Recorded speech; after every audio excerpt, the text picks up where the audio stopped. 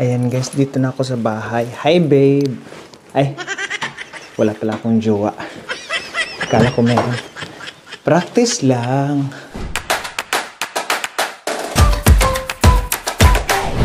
Hi guys!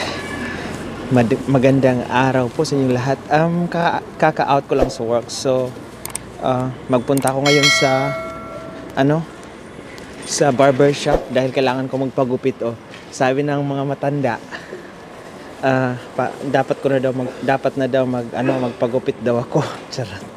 Dahil bukas pala after ko magpagupit ngayon, magpunta ako sa supermarket at saka sa Asian shop dahil meron akong bibilhin na mga ricados para bukas dahil bukas pala rest day ko 1 day pero may work ako 4 hours. Pagkatapos ng work ko, kailangan ko magluto dahil last week hindi ako nakapagluto. So ngayon magpunta na ako sa barber shop. Ayan, dito ako kadalasan nagpapagupit, guys. So ito yung resulta, guys, no? Pero wala pang ligo. So after natin magpagupit ngayon, punta tayo sa Asian store. Pangit ng gupit ko. So ayan guys, galing na ako sa bahay. Hinatid ko yung mga binili ko kanina sa Asian Mart. Tapos umalis na naman ako. Bali, hinatid ko yung binili ko kanina, pati ang scooter dahil hindi ko na kailangan mag-scooter dahil ako ay nag-tren. So ngayon, dito na naman ako sa palengke. So malapit na. Inaantok ako sa train, guys. Buti na lang nabantayan ko. Muntik na sana kung lumagpas ba. So dahil bukas pala magluluto ako kasi gaya ng sinabi ko kanina pa ulit-ulit na last week hindi ako nakapagluto. So sayang. So kailangan magluto ako bukas dahil meron akong 1 day free. Pero may work ako na 4 hours. So unahin ko yung work ko na ng morning para paghapon ako ay magluluto. Baka madala ko din yung lulutuin ko bukas, baka madala ko sa sa basketball court. So nandito na ako sa supermarket, guys. Ayan guys, katatapos ko lang mag-grocery or mamalingki. Ngayon pauwi na ako ng bahay. So siguro mag-relax muna ako ng konti after mamaya mag-slice na naman ang lulutuin para bukas. So siguro yung lulutuin ko bukas is 3 menu lang dinuguan, pinakbit at saka titingnan ko kung makayanan kong maggawa ng igado at saka yung paksiw na isda. Titingnan ko ano yung mangyayari maya kasi sobrang pagod ako ngayon. Ayan. So malapit na ako magdating ng bahay. Ayan, konti na lang talaga.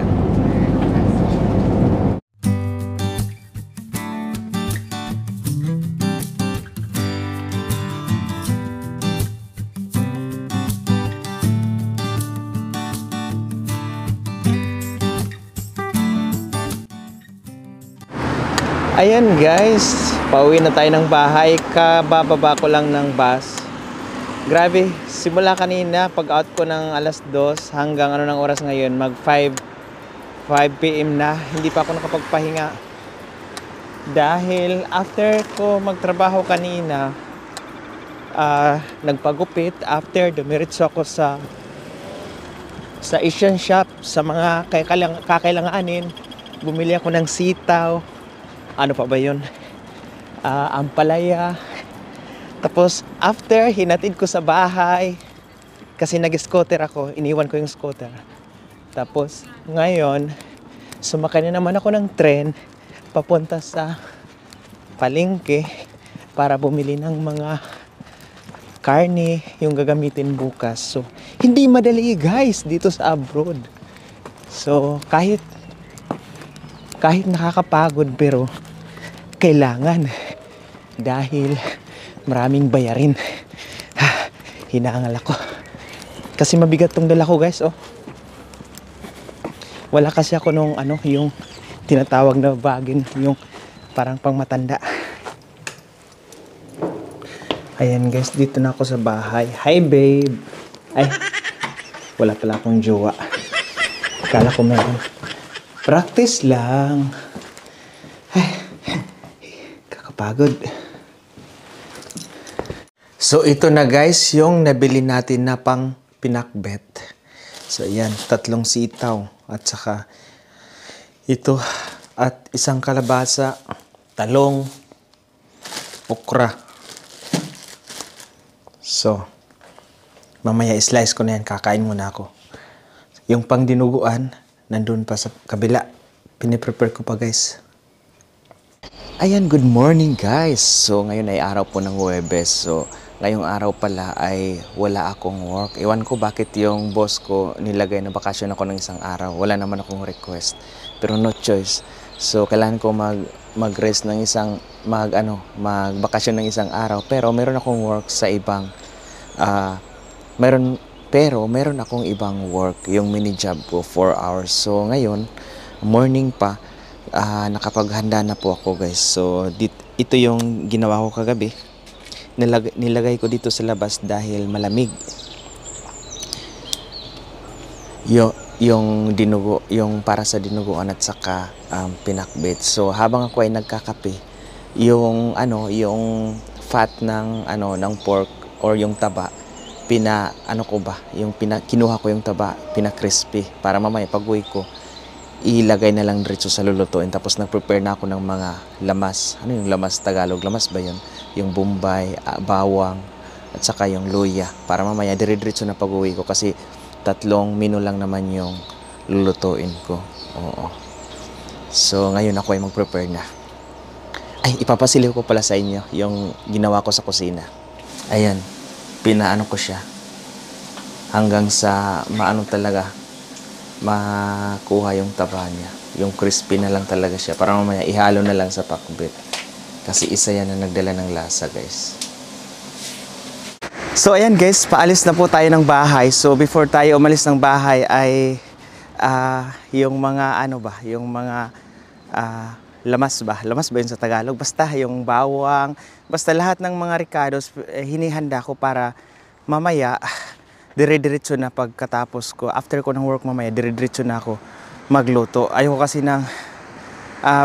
dahil yung mga customer ko na mag-aantay sila hanggang, ang sinabi ko kasi 5 to 5:30 PM yung masiserve na yung lulutuin natin. Kaya yun. So pagdating ko mamaya dito sa bahay, siguro mga 3:00. So sisimulan ko na agad yung pagluluto. Na minutes na lang, darating na yung bus.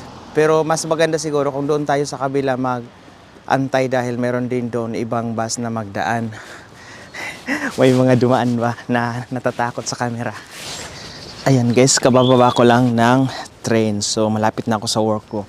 Itong work ko pala na to guys ay matagal na ako dito. Ngayong March next month, mag 7 years na ako. Ito yung pinakauna-una kong trabaho noon dahil pagdating ko dito sa Germany ay napaka-boring ng buhay. Oo, wala akong mga kaibigan. So, yun ang nangyari noon. Nag-apply ako or may nag-refer sa akin dito na kailangan nila ng tao. So, yun. At hindi ko in-expect na napakabait pala nila. Oo. So, kaya nagtagal ako. So, sila ay mag-asawang lawyer. Ayan.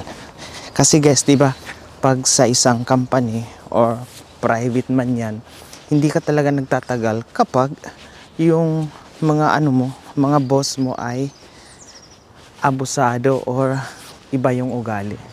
Kaya ako nagtagal dahil napakabait nila. Si Jenner lang naman yung hindi nagtagal doon sa parents kasi nga si Jenner meron ng full-time ata. Pero wala na akong kontak kay Jenner. Sila lang yung nagsabi sa akin kasi pumupunta sila doon minsan sa parents nila. Malapit lang dito, malapit sa bahay nila Jenner. Pero si Jenner talaga biglang naglaho. Hindi na namin siya nakontak hanggang ngayon. Iwan ko bakit. Kaya yung luggage ko hanggang ngayon hindi pa nabalik sa akin. Uuwi pa naman ako ng John. Wala akong magagamiting luggage kasi one time ko lang yung ginamit. Sayang nga kasi maganda yun, as in, sa Pinas ko binili. Ayun guys, katatapos ko lang po sa work. So ngayon po ako po ay pauwi na ng bahay dahil ako po ay magluluto na. So inaantay ko na lang yung train dahil dito ay mas mabilis compare sa bus. Yung bus kasi aabuti ng mga 20 to 25 minutes depende sa takbo. Pero yung train or tinatawag namin na U-Bahn, yung U-Bahn magdaan sa ilalim ng underground is medyo mabilis siya. So madali lang pagdating doon, magsakay na naman si Dong ng bus. So, nagmamadali ako dahil yung mga order ay pipick upin mamayang between 5 to 5:30. So, bilisan ko talaga ngayon. Although 3 menu lang, pero syempre hindi pa yun tapos, hindi madali. Dahil kailangan natin paghandaan.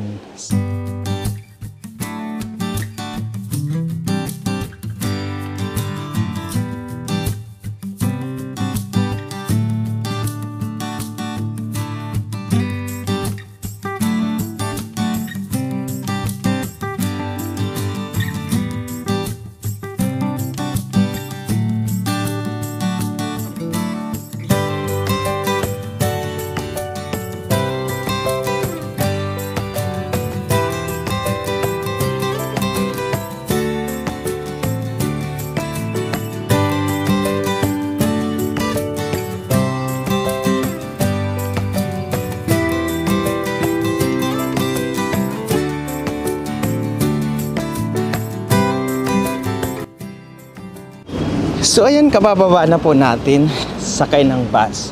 So dyan po ako nagtrabaho. So syempre mahiya ako magdaan ngayon dahil nandyan pa yung mga boss ko.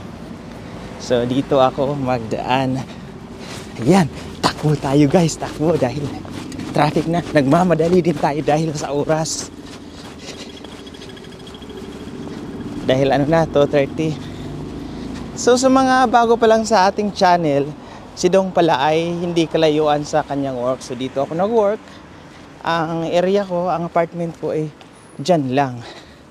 Left side. Last time pala, yung nag-shooting kami ng drama serye ng The Siebert Siblings. Dyan kami guys.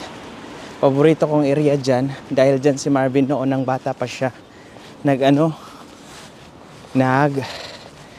Lalaro palagi. Ayan, so pangit ang panahon ngayon guys. Medyo uulan na naman dahil nga spring na. So kapag spring na, makikita nyo yung mga bulaklak dyan. Lilitaw na, gaya nyan.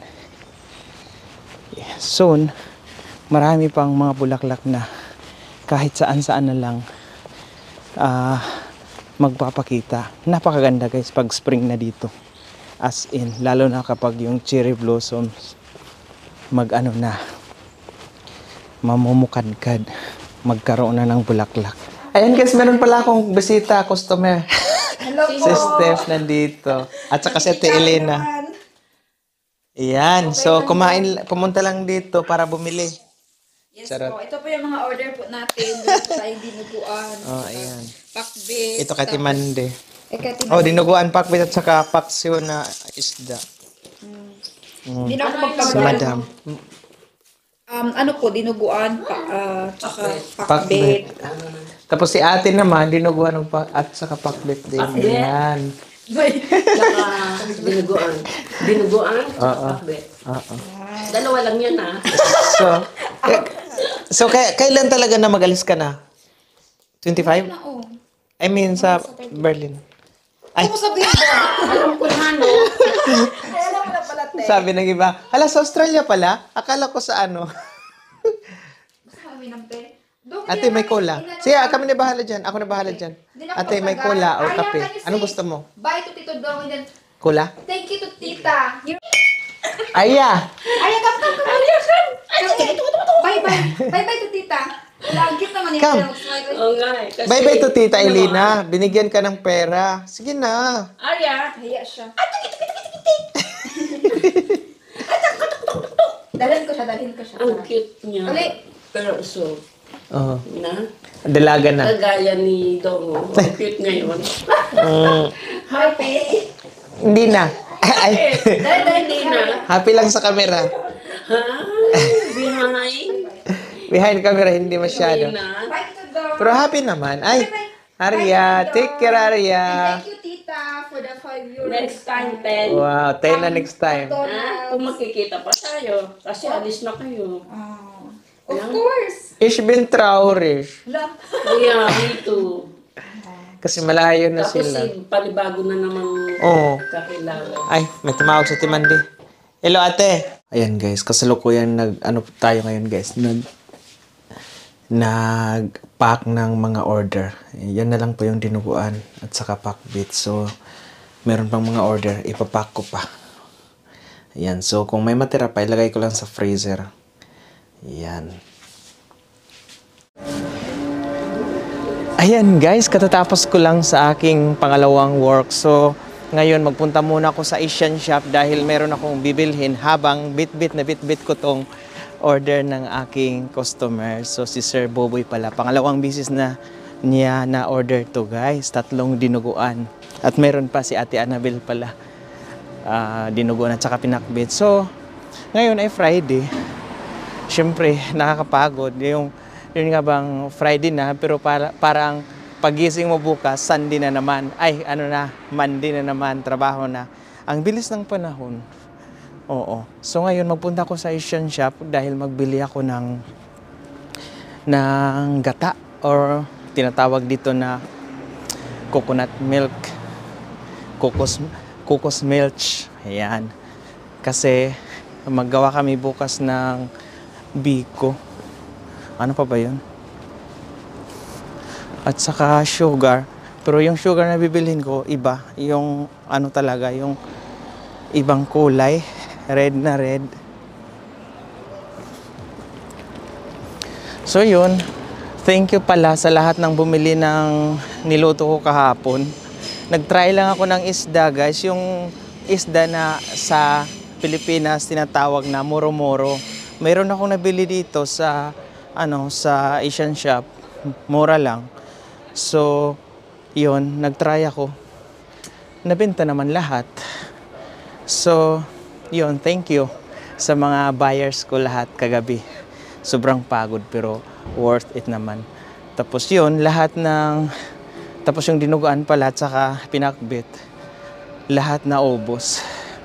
So, syempre, thankful ako kasi every time meron akong binibenta, lahat naubos talaga. Walang natitira. Ayan. Kaya minsan hindi na ako nagpo-post. So, abangan nyo na lang kung kailan ako magluluto ulit. So, dito na tayo.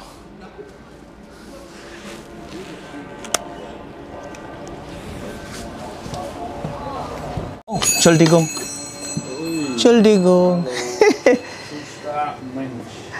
Hallo, Pong. Hi. Was gibt's Neues hier? Pong.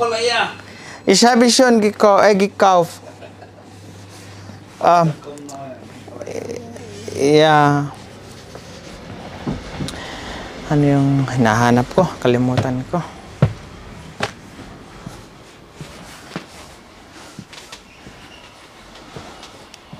Yan guys, ito yung ginagamit ko pag nagbibiko ako. Itong sugar na to. Parang, ito yung kinugay. Ito, coconut milk. Ito yung brand na gusto ko talaga. Kasi pag nagbibiko ako, or anong luto, itong Aroy o di kaya itong Chowco, yung binibili ko. Yan talaga ang masarap na na coconut milk ginagamit ko. So, ayan, ang daming isda dito pala. Oh, tilapia.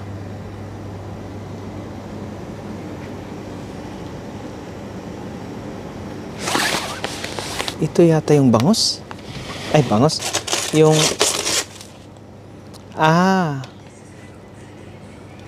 Ito yata yung matambaka. Parang ito yun. Ay, makrele. Iba. Ayan guys, kalalabas ko na sa Asian supermarket or Asian shop. So, inaantay ko na yung customer ko. Parating na. Yun yata yung bus na sinakira.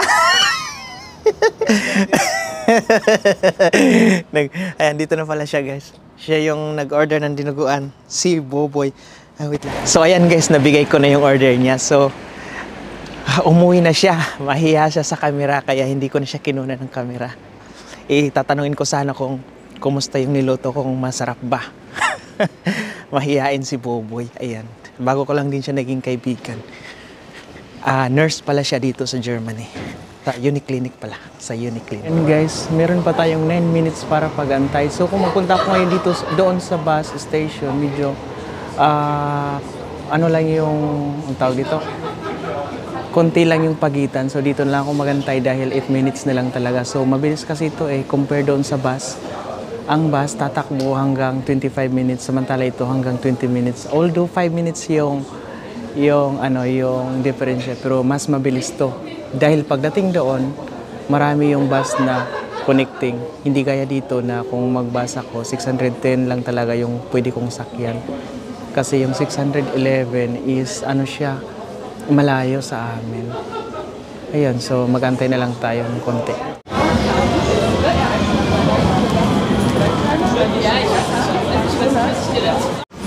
So ayan guys, kakasakay lang natin. So sana mabilis to para mabilis tayo makaalis ng bahay. Kasi hinahabol ko yung train mamaya. Di ko pa alam kung anong oras mag-alis yung train na sasakyan ko. At saka mag pa ako sa bahay, magliligpit pa. Hindi pa ako ready kasi ang plano ko sana bukas pa sana ako mag-alis. Pero since maaga ko ngayon nakauwi sa bahay, ngayon na lang para bukas. At least pagising, di ba? Pagdating ko doon, at least pagising ko mamaya, nandoon na ako. Samantala kung bukas pa ako mag-alis, mahirap. Yung parang pagod ka pa rin dahil syempre, bibiyahe na naman. Samantala kung ngayon magbiyahe, pagising mo, nandoon ka na. So, di ba? Kahit na matagal ka gigising, at least nandun ka na. Ayan na nga guys, no? One stop na lang, magbaba na po tayo. Nandun na pala sila Jomar at saka si GR. So, susunduin pala nila ako. Na-prank ako guys. Akala ko walang magsundo sa akin. Bantay kayo mamaya sa akin.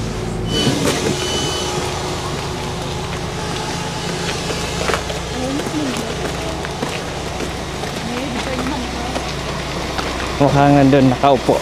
Siya yata yun. Na-prank ako. Ay, siya lang mag-isa.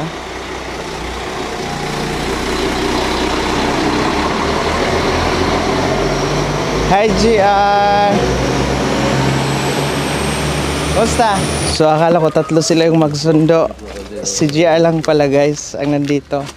So, wala si JK at saka si...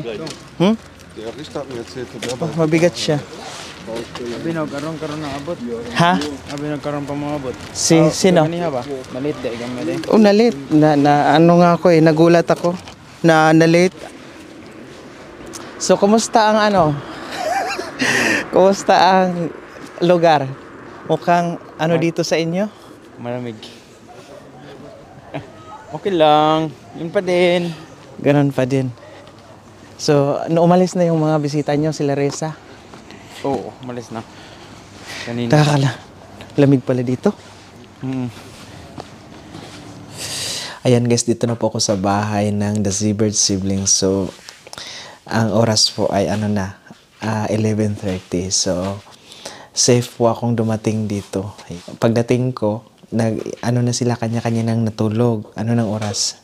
11:28. So, si GR pala yung nagsundo sa akin kanina. Obvious naman, nakita niyo sa camera.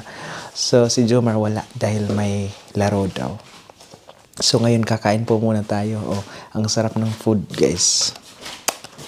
May bulad, dried fish, at saka itong Bicol Express, at saka paksiw, at saka yung fried chicken ba yan? Yun. Good night guys. Sana wag po kayong magsawang suportahan si Dong sa kanyang vlog.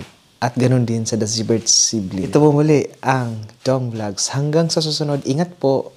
Goodbye and good night.